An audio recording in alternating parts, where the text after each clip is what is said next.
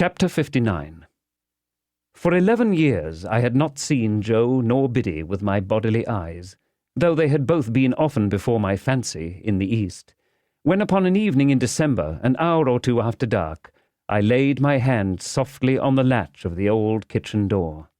I touched it so softly that I was not heard, and looked in unseen.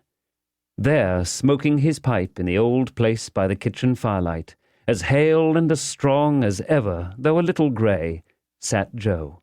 And there, fenced into the corner with Joe's leg, and sitting on my own little stool, looking at the fire, was I again. "We give him the name of Pip for your sake, dear old chap," said Joe, delighted when I took another stool by the child's side. But I did not rumple his hair. "And we hoped he might grow a little bit like you, and we think he do." I thought so too, and I took him out for a walk next morning, and we talked immensely, understanding one another to perfection. And I took him down to the churchyard and set him on a certain tombstone there, and he showed me from that elevation which stone was sacred to the memory of Philip Pirrip, late of this parish, and also Georgiana, wife of the above. "Biddy," said I, when I talked with her after dinner, as her little girl lay sleeping in her lap, "you must give Pip to me one of these days, or lend him at all events." "No, no," said Biddy gently. "You must marry." "So Herbert and Clara say, but I don't think I shall, Biddy. I have so settled down in their home that it's not at all likely. I am already quite an old bachelor."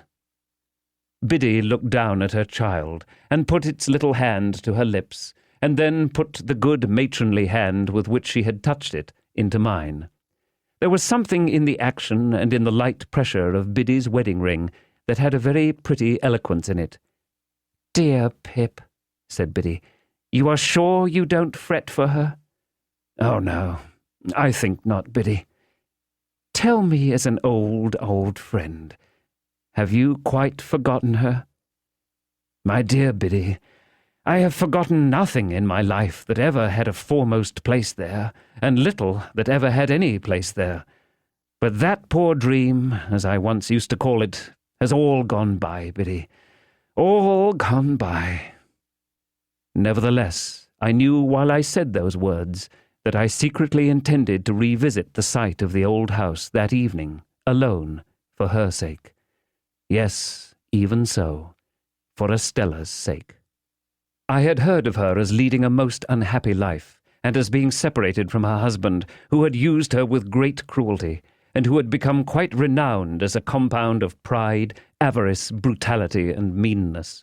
And I had heard of the death of her husband from an accident consequent on his ill treatment of a horse. This release had befallen her some 2 years before. For anything I knew, she was married again. The early dinner hour at Joe's left me abundance of time, without hurrying my talk with Biddy, to walk over to the old spot before dark. But what with loitering on the way, to look at old objects and to think of old times, the day had quite declined when I came to the place. There was no house now, no brewery, no building whatever left, but the wall of the old garden. The cleared space had been enclosed with a rough fence, and looking over it, I saw that some of the old ivy had struck root anew, and was growing green on low, quiet mounds of ruin. A gate in the fence standing ajar, I pushed it open and went in. A cold, silvery mist had veiled the afternoon, and the moon was not yet up to scatter it. But the stars were shining beyond the mist, and the moon was coming, and the evening was not dark. I could trace out where every part of the old house had been, and where the brewery had been, and where the gates, and where the casks.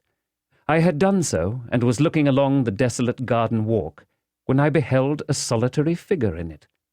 The figure showed itself aware of me, as I advanced. It had been moving towards me, but it stood still. As I drew nearer, I saw it to be the figure of a woman. As I drew nearer yet, it was about to turn away when it stopped, and let me come up with it. Then it faltered, as if much surprised, and uttered my name, and I cried out, "Estella!" "I am greatly changed. I wonder you know me." The freshness of her beauty was indeed gone, but its indescribable majesty and its indescribable charm remained. Those attractions in it I had seen before. What I had never seen before was the saddened, softened light of the once proud eyes. What I had never felt before was the friendly touch of the once insensible hand. We sat down on a bench that was near, and I said, "After so many years, it is strange that we should thus meet again, Estella, here where our first meeting was. Do you often come back?" "I have never been here since." "Nor I." The moon began to rise, and I thought of the placid look at the white ceiling which had passed away. The moon began to rise, and I thought of the pressure on my hand when I had spoken the last words he had heard on earth. Estella was the next to break the silence that ensued between us. "I have very often hoped and intended to come back, but have been prevented by many circumstances. Poor, poor old place." The silvery mist was touched with the first rays of the moonlight, and the same rays touched the tears that dropped from her eyes. Not knowing that I saw them, and setting herself to get the better of them, she said quietly, "Were you wondering as you walked along how it came to be left in this condition?" "Yes, Estella." "The ground belongs to me. It is the only possession I have not relinquished. Everything else has gone from me little by little, but I have kept this. It was the subject of the only determined resistance I made in all the wretched years." "Is it to be built on?" "At last it is. I came here to take leave of it before its change." "And you," she said, in a voice of touching interest to a wanderer, "you live abroad still?" "Still." "And do well, I am sure?"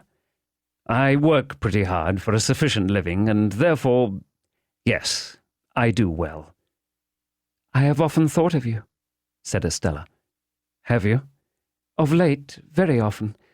There was a long, hard time when I kept far from me the remembrance of what I had thrown away when I was quite ignorant of its worth.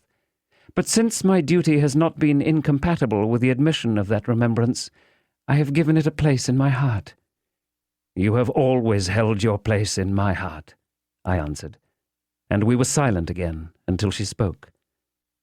"I little thought," said Estella, "that I should take leave of you in taking leave of this spot. I am very glad to do so." "Glad to part again, Estella? To me, parting is a painful thing. To me, the remembrance of our last parting has been ever mournful and painful." "But you said to me," returned Estella very earnestly, "God bless you, God forgive you.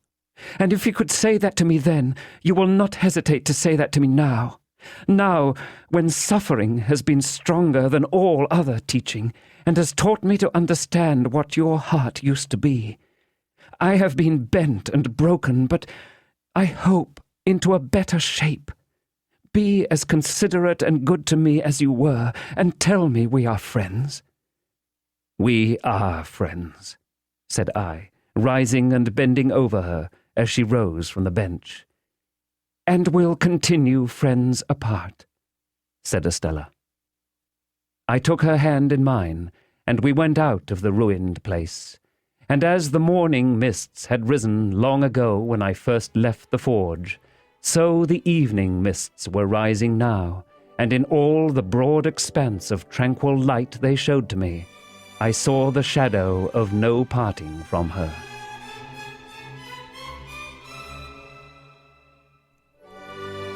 We hope you have enjoyed our presentation of Great Expectations by Charles Dickens, read by Michael Page. Performance copyright 1997 by Brilliance Audio, all rights reserved.